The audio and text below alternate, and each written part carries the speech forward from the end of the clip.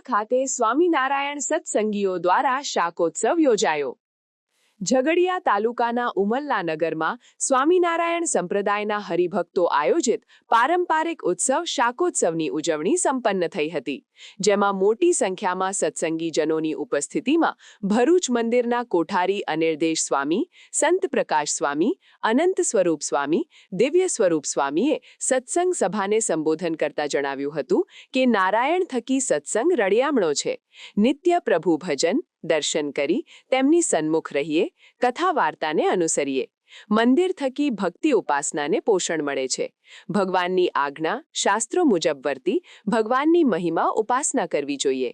આ અવસરે શાકોત્સવનો ભોગ પ્રસાદ ગ્રહણ કરી સૌ ભક્તો કૃતાર્થ થયા હતા।